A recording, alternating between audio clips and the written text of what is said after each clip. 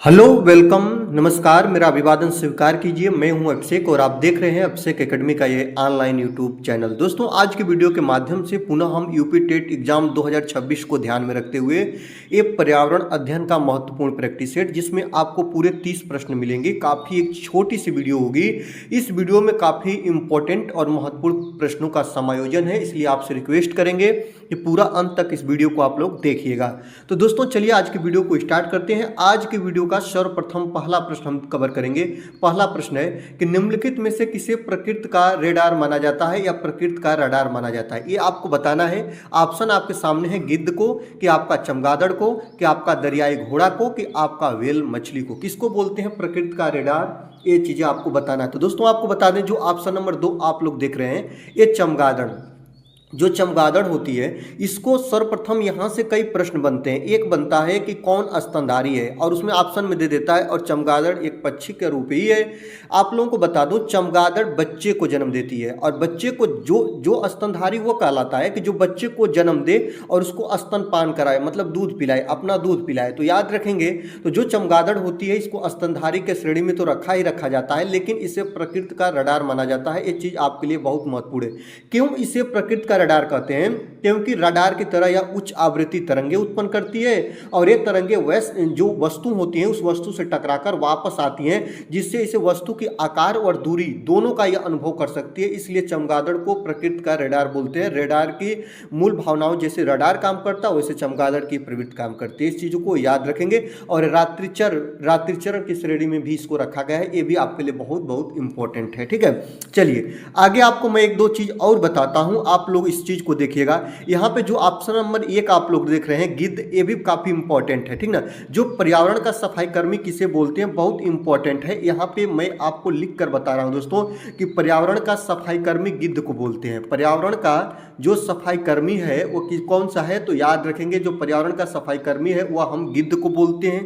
पहली बात आप लोग याद रखिएगा, गिद्ध को पर्यावरण का सफाई कर्मी बोलते हैं। यहीं पे मैं आपको 3 नंबर में देखिएगा, दरियाई घोड़ा। यहाँ से कुछ तो प्रश्न नहीं बनते, लेकिन घोड़ा से नहीं बनता है तो ऐसा थोड़े नहीं है कि गधा से नहीं बनेगा। आप लोगों को बता दें, गधों का अभ्यारण्य कहाँ है, आपसे पूछता है, तो गधों का जो अभ्यारण्य है दोस्तों, ये काफ़ी इंपॉर्टेंट है।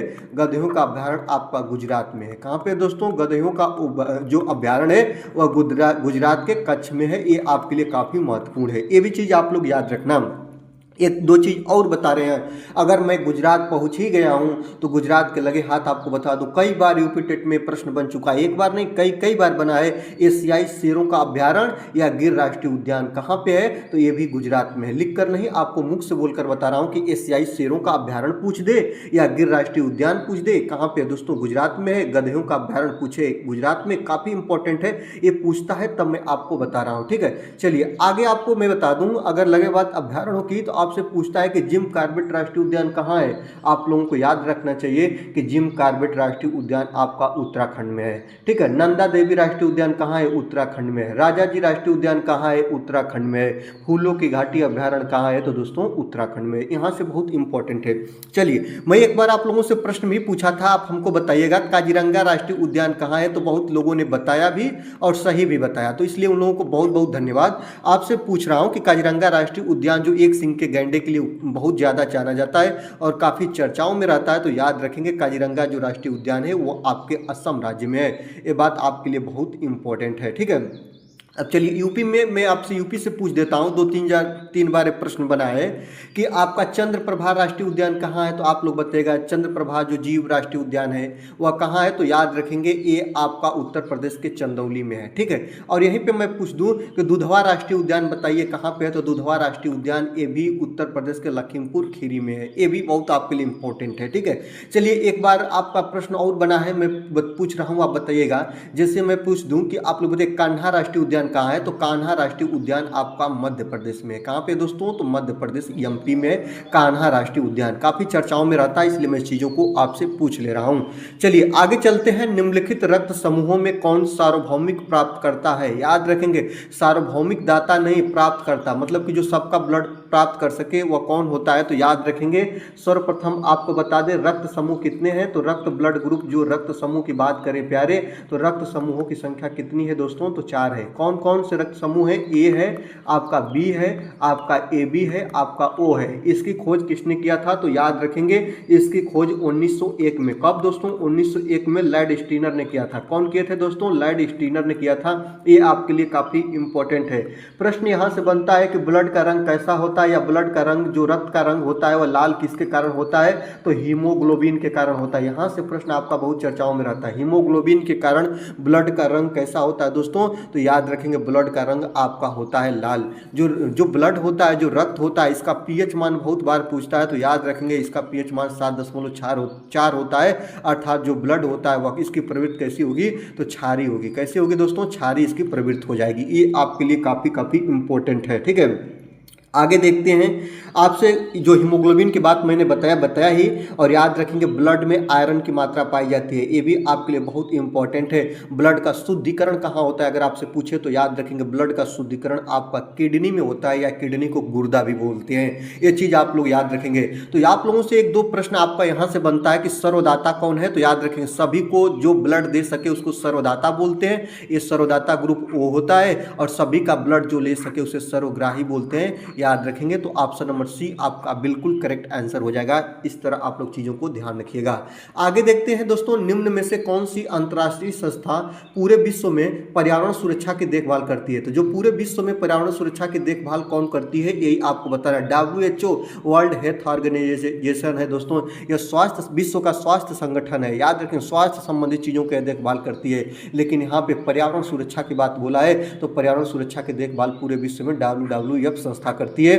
ये आपके लिए काफी इंपॉर्टेंट है। इससे यहां से बनता है कि इसका फुल फॉर्म बता दीजिए क्या होता है? तो world wide fund for nature होता है इसका full form, world wide found for nature. ये चीज आप लोग याद रखेंगे। यह एक अंतर्राष्ट्रीय संस्था है, ये बात आप लोग याद रखेंगे, जिसका मुख्यालय स्विट्जरलैंड में है, और 1961 में इसकी क्या हुई थी दोस्तों? स्थापना हुई थी। ये चीज आपके लिए बहुत इंपॉर्टेंट है। इसका जो मुख्यालय कहाँ है दोस्तों अगर आपसे पूछे तो आप लोग तुरंत बताइएगा इसका मुख्यालय स्विट्जर, याद रखेंगे स्विट्जरलैंड में है। ये आपके लिए बहुत इंपॉर्टेंट है।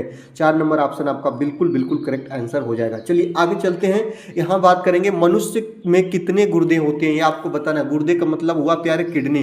तो मनुष्य में किडनियां कितनी होती है? 2 होती है। ऑप्शन नंबर 2 आपका बिल्कुल करेक्ट आंसर हो जाएगा। और याद रखेंगे इसका काम क्या होता है? ब्लड को शुद्ध करना। याद रखेंगे ये ब्लड के शुद्धिकरण में काम आती है।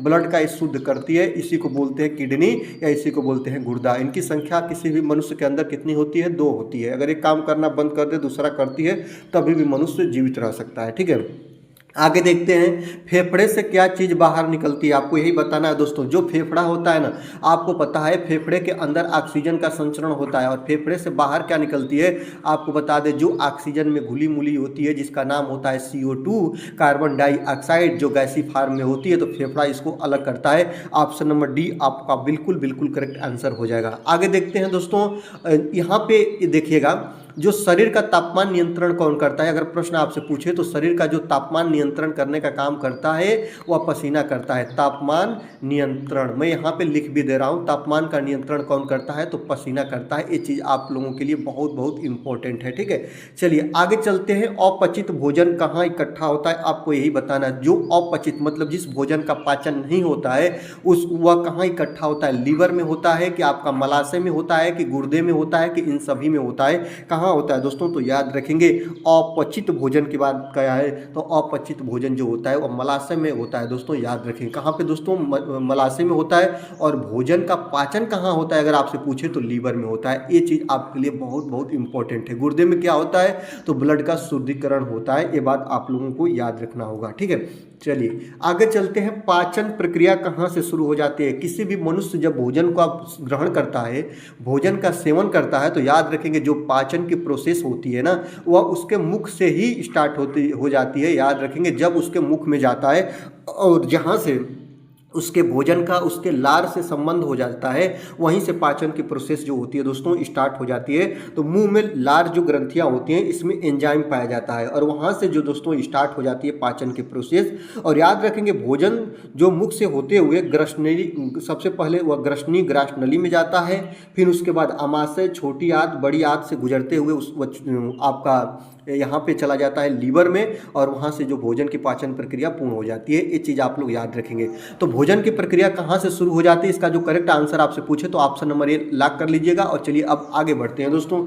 आगे प्रश्न देखेंगे, जल और खनिज का अवशोषण कहाँ होता है, यही आपको बताना है। जो 8 नंबर प्रश्न आप लोग देख रहे हैं कि याद रखेंगे जल और खनिज का अवशोषण कहाँ होता है, तो याद रखेंगे आमाशय में होता है कि बृहद्रांत में होता है कि क्षुद्रांत में होता है कि आपका मलाशय में होता है। आपको बता दें जल और खनिज का जो अवशोषण होता है वह बड़ी आंत में होता है। बड़ी आंत को बृहद्रांत के नाम से जानते हैं। ऑप्शन नंबर बी आपका बिल्कुल करेक्ट आंसर हो जाएगा। इस बात को आप लोग याद रखेंगे। आगे देखते हैं कि वातावरण में दूसरी सबसे बड़ी गैस कौन सी है। आपको गैसों का ये बहुत ज़्यादा प्रश्न आपके यूपी टेट में मिल जाते हैं प्यारे, इसलिए गैसों के जितने फॉर्म हैं उसको याद रख लीजिए और देख लीजिए कितने प्रीवियस ईयर में गैस बने हैं। आपको बता दे रहा हूँ, इसी वीडियो में ख़त्म कर दूंगा कि वातावरण में दूसरी सबसे बड़ी गैस कौन सी होती है। तो याद रखेंगे जो वातावरण होता है उसमें आपका सबसे ज़्यादा 78.08 या 09 ऐसे ऐसे लिखा होता है, 78% नियर अबाउट याद रखते हैं। ये होती है नाइट्रोजन की मात्रा, ठीक है। ऑक्सीजन की मात्रा बताया जाता है 21% होती है। यहाँ से 2 प्रश्न कई बार बन चुका है कि जो वातावरण में सबसे ज़्यादा 99% किन गैसों का मिश्रण है, तो इन्हीं गैसों का, ऑक्सीजन और प्लस के नाइट्रोजन का, ठीक। पहली बात आप लोगों ने देखा। अब यहाँ पे देख लीजिए वही दूसरे साल प्रश्न घुमा के पूछ दिया कि वातावरण में दूसरी सबसे बड़ी गैस कौन सी है, तो आपको ये बताना था दूसरी गैस। तो ऑक्सीजन 78% आपका नाइट्रोजन है और 21% आपका ऑक्सीजन है, तो कौन सही होगा, ऑप्शन नंबर बी आपका राइट हो जाएगा। कार्बन डाइऑक्साइड की बात पूछ देता है, 0.034% इसकी मात्रा है। ये चीज़ें आप लोग याद रखना। ऑक्सीजन की मात्रा पूछे 20.95% या आपका नियर अबाउट 21% होती है। नाइट्रोजन की मात्रा पूछे 78% या कहीं कहीं पे इसको 78.08% भी लिख देता है। ये बात आप लोग याद रखेंगे। आर्गन और एक होती है, आर्गन की मात्रा 0.93% होती है। ये आपके लिए काफ़ी इंपॉर्टेंट है, ठीक है। आपसे मैं यहाँ पे दोस्तों पूछ रहा हूँ, देखिएगा यूपी टेट में अब तक कितने गैसों से प्रश्न बने हैं। CO से बनता है, कार्बन मोनोऑक्साइड गैस होता है। इसको विषैली गैस के नाम से जानते हैं, वाहनों के साइलेंसर से निकलता है। इसके इर्द गिर्द बस इतना ही प्रश्न पूछा है CO से आज तक, ठीक है। आगे देखिएगा CO2 से क्या प्रश्न बना, कार्बन डाइऑक्साइड गैस होती है। इससे यहाँ से जो प्रश्न बना है, मनुष्य इस गैस को निर्मुक्त करता है, पेड़ पौधे इसका उपयोग करके अपना भोजन बनाते हैं, ठीक। पहली बात। दूसरी बात ये जो होती है ना, एक प्रश्न और यहाँ से बनता है, ग्रीन हाउस गैसें याद रखेंगे।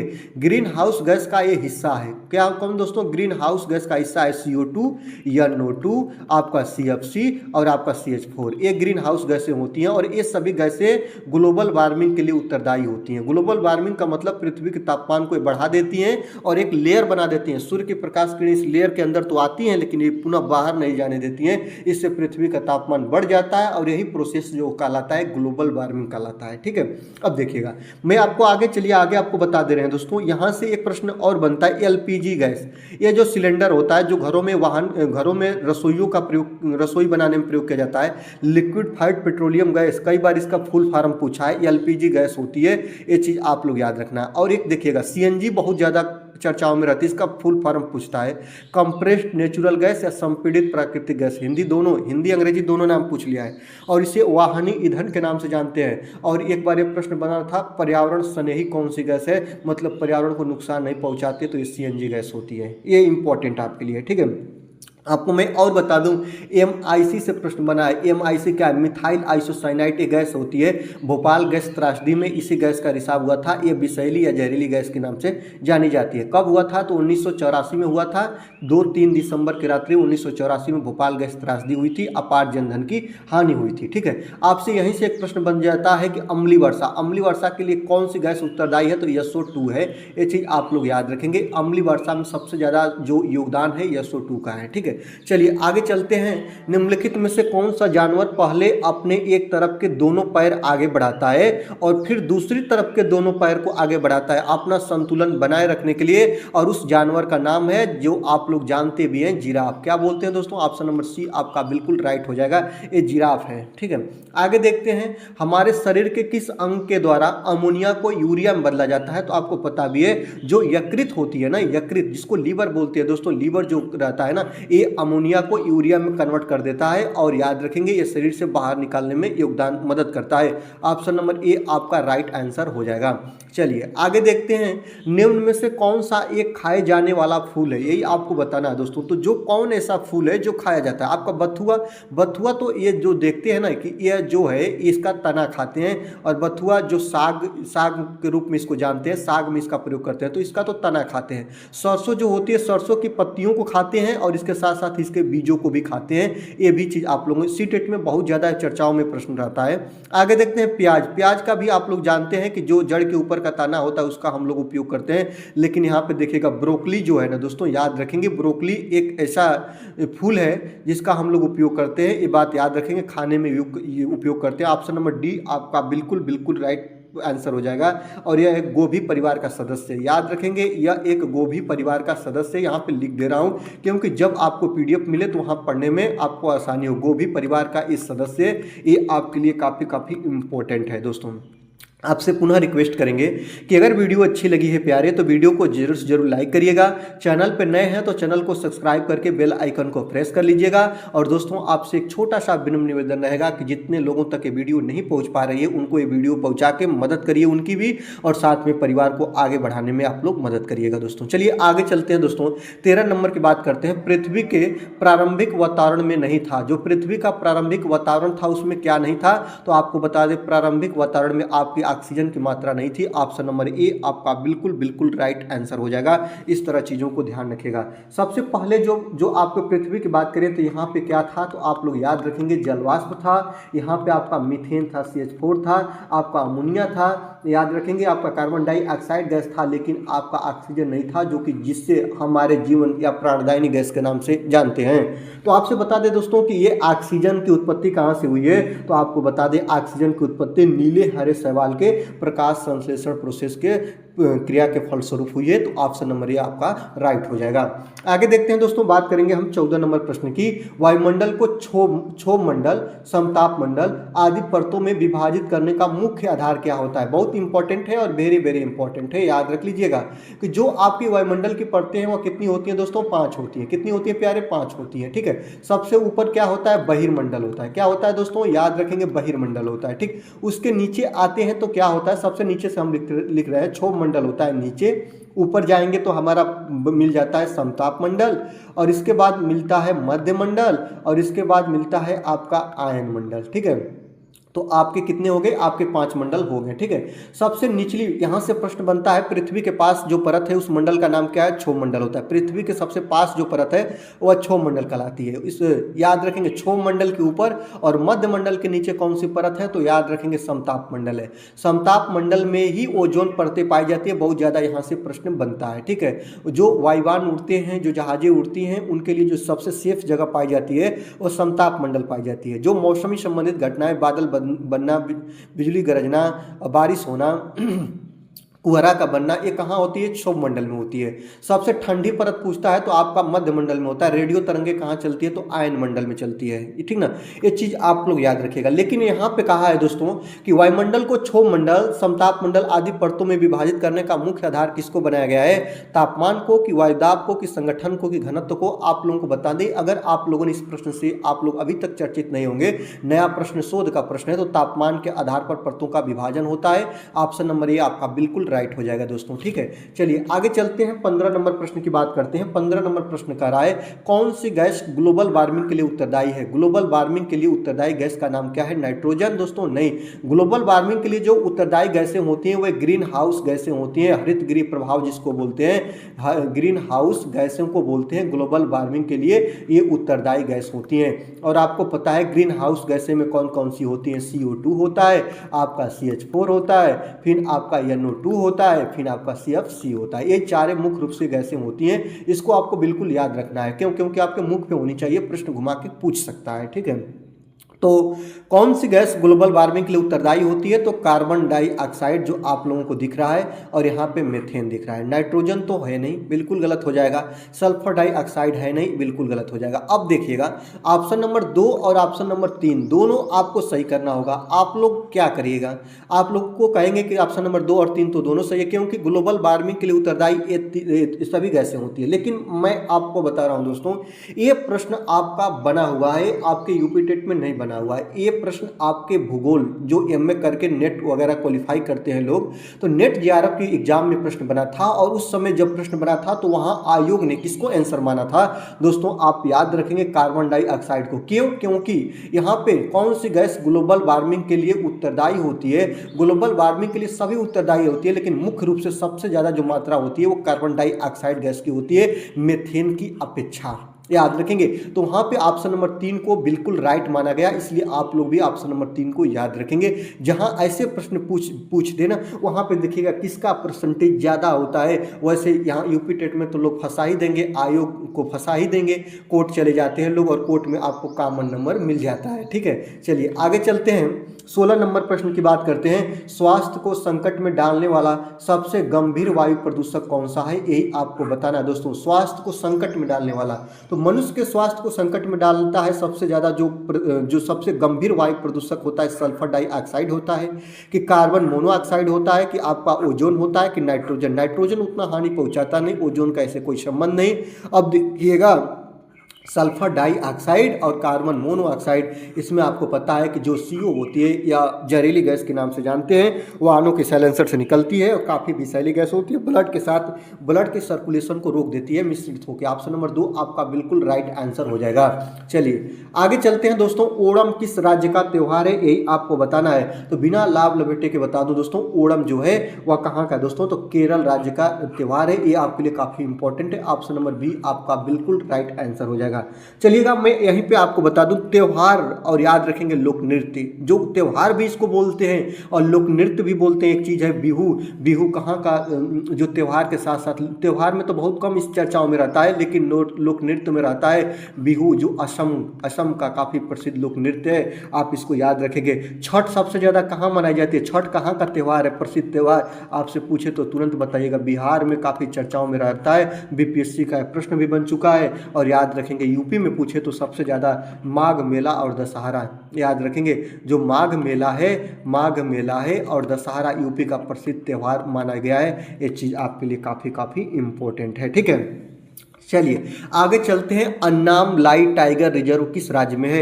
आपको नए नए प्रश्नों का शोध लाने का मतलब यही है कि ये भी प्रश्न बन सकते हैं। तो जो अन्नामलाई टाइगर रिजर्व है दोस्तों, यह तमिलनाडु में, ये काफी चर्चाओं में रहा, इसलिए मैंने इस प्रश्न को ले लिया है। ऑप्शन नंबर 3 आपका बिल्कुल सही आंसर हो जाएगा। जो अन्नामलाई टाइगर रिजर्व है वह आपका तमिलनाडु राज्य में है। आपसे मैं पूछूं कि चलिए बता दीजिए, जो बिहार का एक ही काफी चर्चा और दुलारा प्यारा है, वाल्मीकि, याद रखेंगे, वाल्मीकि राष्ट्रीय उद्यान कहाँ है? आप तुरंत बताइएगा, ये बिहार में है। आपसे पूछूं, काफी चर्चाओं में रहता है, मानस राष्ट्रीय उद्यान कहाँ है? तो मानस राष्ट्रीय उद्यान आपका असम में है। काजीरंगा राष्ट्रीय उद्यान कहाँ है? तो आपका असम में है। साइलेंट वैली काफी ज्यादा चर्चाओं में रहती है, साइलेंट वैली या शांति घाटी कहाँ है? दोस्तों आपका केरल में है, काफी चर्चाओं में रहता है। आगे देखते हैं दोस्तों, 19 नंबर प्रश्न की बात करते हैं। पीलिया रोग किस अंग से संबंधित है? आपको बता दें, जब किसी व्यक्ति को पीलिया रोग होता है तो उसका यकृत अर्थात लीवर प्रभावित होता है। याद रखेंगे, यकृत या लीवर प्रभावित होता है। ऑप्शन नंबर बी आपका राइट हो जाएगा। तो आपसे पूछे कि पीलिया रोग किस अंग से संबंधित होता है, तो यकृत से संबंधित होता है। याद रखेंगे, त्वचा व आंख का जो रंग होता है वह पीला पड़ जाता है, इसकी पहचान होती है। चलिए आगे देखते हैं, डायलिसिस किस से संबंध रखता है? आप लोग देखते हैं बहुत से ऐसे मरीज होते हैं जिनकी डायलिसिस होती है, बहुत से लोग होते हैं, भगवान ना करे किसी को ऐसी समस्या है, लेकिन याद रखेंगे जो बीमारी होती है उससे ही इलाज होता है। तो याद रखेंगे, जो डायलिसिस होती है किससे संबंध रखता है? आगे देखेंगे यकृत से संबंध रखता है कि गुर्दे से, कि आपका दिल से, कि फेफड़े से। आपको बता दें जो डायलिसिस की प्रोसेस होती है ना, जो डायलिसिस की प्रोसेस होती है, इसमें होता क्या है, इसमें ब्लड को शुद्ध किया जाता है। जो आपकी गुर्दे अर्थात किडनी होती है वह काम करना बंद कर देती है जिस भी व्यक्ति को, उसको डायलिसिस क्रिया कराई जाती है। और डायलिसिस में ब्लड को मशीनों के द्वारा शुद्ध किया जाता है। तो ऑप्शन नंबर बी आपका बिल्कुल सही आंसर हो जाएगा। डायलिसिस किससे संबंध रखता है, तो गुर्दे से या किडनी से। ऑप्शन नंबर बी प्यारे आपका राइट हो जाएगा। चलिए आगे चलते हैं। अर्थशास्त्र के लेखक कौन है, आपको यही बताना है। तो अर्थशास्त्र के लेखक कौन है, आपके चाणक्य हैं, आपको पता है। इसके लेखक कौन है दोस्तों, याद रखेंगे चाणक्य हैं। आपका मेगस्थनीज नहीं, आपका एडमेस्थनीज नहीं, कौटिल्य चंद्रगुप्त, आप लोगों को पता है ना, कौटिल्य का नाम ही चाणक्य है। ऑप्शन नंबर सी आपका बिल्कुल राइट आंसर हो जाएगा। आगे देखते हैं दोस्तों, याद रखेंगे 22 नंबर प्रश्न की बात करेंगे। भारत की राजधानी को कोलकाता से दिल्ली कब लाया गया, मतलब कोलकाता से ट्रांसफर कर दिया गया दिल्ली। कब भारत की राजधानी को, 1910 में, कि 12 में, कि आपका 11 में, कि आपका 13 में। आपको पता है कि जो भारत की राजधानी पहले कोलकाता हुआ करती थी, लेकिन 1911 में क्या किया गया, कोलकाता से दिल्ली को ट्रांसफर कर दिया गया। ऑप्शन नंबर सी आपका बिल्कुल राइट आंसर हो जाएगा। दोस्तों याद रखेंगे, यहीं से प्रश्न एक बार और बनता है कि भारत में सर्वप्रथम रेल कब चलाई गई थी। ये आपके काफी इंपॉर्टेंट है, तो याद रखेंगे 16 अप्रैल। ये चीज आपके लिए काफी इंपॉर्टेंट है। 16 अप्रैल कब, 1853 में पहली रेल यात्रा, याद रखेंगे, रेल चलाई गई थी। कहां से कहां, तो मुंबई से थाड़े के बीच। मुंबई से थाड़े के बीच कितनी दूरी थी इसकी, 34 किलोमीटर थी। काफी चर्चाओं में रहता है, इसको याद रखिएगा। चलिए आगे चलते हैं। वास्को डिगामा भारत पहुंचा, मतलब यहां से मैं आपको बता दूं दोस्तों, ये प्रश्न आप लोग याद रखना। वास्को डिगामा, भारत की खोज किसने किया, वास्को डिगामा। ये एनसीईआरटी में काफी भर भर के प्रश्न पूछ देता है।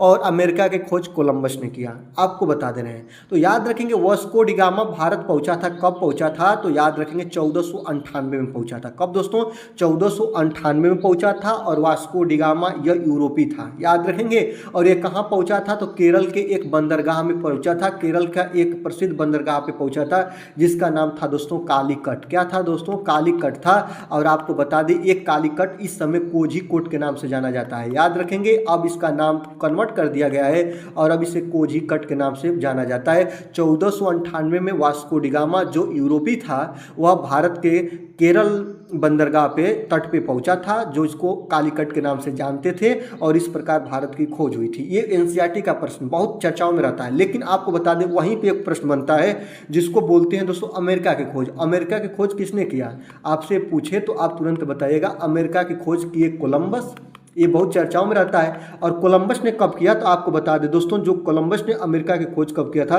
तो 1492 में किया था। कब, 1492 में, मतलब सर्वप्रथम अमेरिका की खोज हुई। और इसके बाद जब चर्चाओं में आया तो आपका वास्को डिगामा द्वारा भारत की खोज हुई। राइट बात। चलिए आगे चलते हैं। आकाश में इंद्रधनुष के वर्णों का क्रम क्या होता है, आपको पता है ना कि इंद्रधनुष के वर्णों का रंग कितना होता है। तो वर्णों की संख्या जो होती है वो दोस्तों, इंद्रधनुष में रंगों की संख्या पूछे आप तुरंत बताइएगा 7। और आपको पूछे कि वह क्या क्रम क्या है, तो VIBGYOR होता है। ये आपके लिए बहुत इंपॉर्टेंट है, VIBGYOR। आपका ऑप्शन नंबर कौन सा सही होगा, डी वाला सही होगा, ठीक है। इसमें होता क्या है मैं आपको बता दूं, इसमें जो V फॉर वायलेट होता है, I for indigo, B for blue, G for green, Y for yellow, O for orange और R फॉर रेड, याद रखेंगे। यहां से पूछता है कि सबसे कम किसका विचलन होता है, तो सबसे कम विचलन लाल रंग का होता है। सबसे कम, याद रखेंगे, कम विचलन होता है लाल रंग का। और सबसे ज्यादा जो विचलन होता है वायलेट का अर्थात बैगनी रंग का होता है। ये बहुत चर्चाओं में प्रश्न रहते हैं, पहली बात। दूसरी बात देखिएगा, जो इंद्रधनुष बनता है, ये याद रखेंगे दोस्तों, जो आपका इंद्रधनुष बनता है ये आकाश में बनता है, ठीक है। और इसकी जो प्रोसेस होती है, याद रखेंगे, जब आपकी बारिश हुई रहती है और सूर्य की प्रकाश किरणें जब उस बारिश के बूंदों पर पड़ती है तो वह एक लेयर बना देती है जिसको हम और आप क्या बोलते हैं, ये बोल देते हैं कि इंद्रधनुष है, याद रखेंगे। तो इंद्रधनुष में रंगों की संख्या 7 होती है। और याद रखेंगे इनका क्रम भी IBGYOR के क्रम में होता है। ये आपके लिए काफी इंपॉर्टेंट है और काफी चर्चाओं में प्रश्न रहता है। जाता है। ठीक है, चलिए आगे चलते हैं। शिकागो में अंतर्राष्ट्रीय धर्म सम्मेलन कब हुआ था? याद रखेंगे, शिकागो में अंतर्राष्ट्रीय धर्म सम्मेलन हुआ या विश्व धर्म सम्मेलन के नाम से जानते हैं, कब हुआ था यही आपको बताना है दोस्तों। तो 11 सितंबर 1893 में हुआ था शिकागो में। कहाँ पे दोस्तों?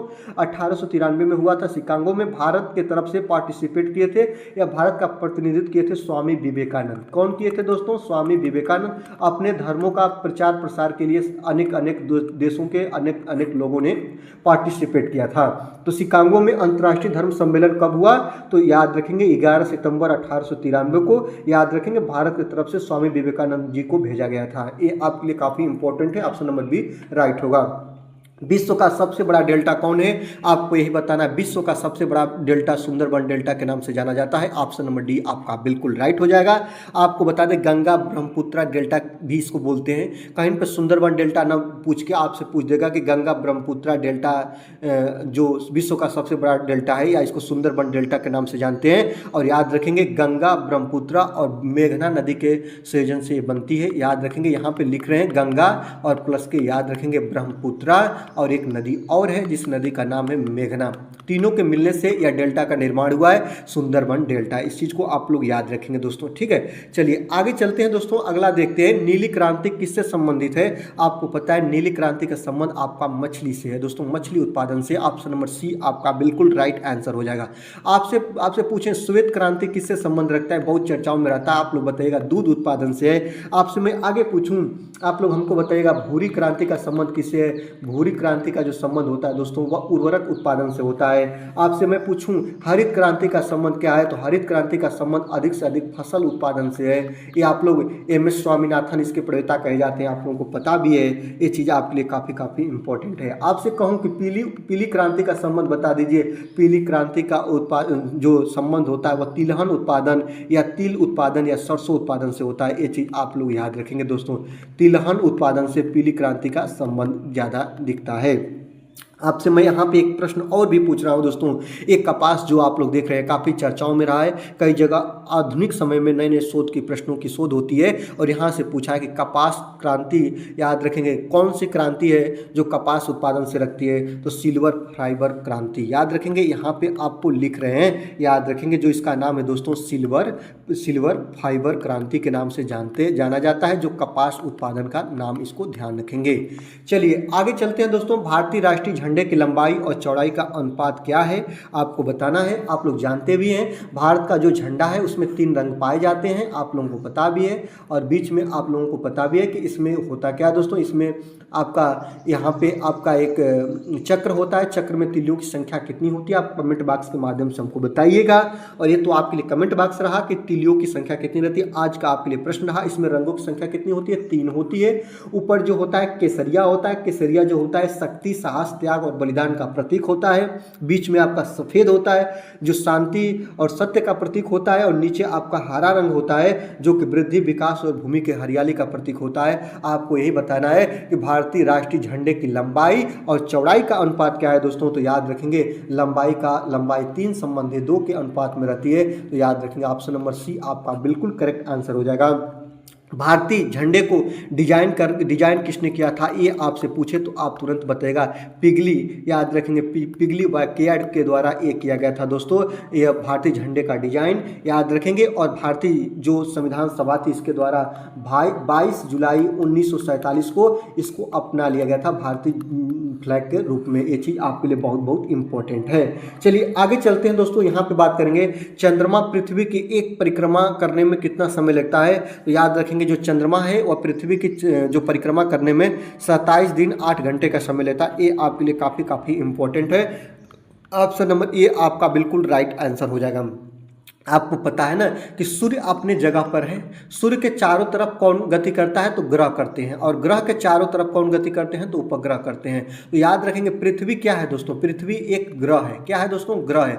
और ग्रह के चारों तरफ जो गति करता है उसको उपग्रह बोलते हैं। तो पृथ्वी के भी कक्षाओं के चारों तरफ कोई गति करता है उसको उपग्रह बोलते हैं। और पृथ्वी का एकमात्र उपग्रह है प्राकृतिक उपग्रह जिसका नाम है दोस्तों चंद्रमा। ये याद रखेंगे। और यही कहा है कि चंद्रमा पृथ्वी का एक चक्कर लगाने में कितना समय लेता है? तो 27 दिन 8 घंटे का समय लेता है।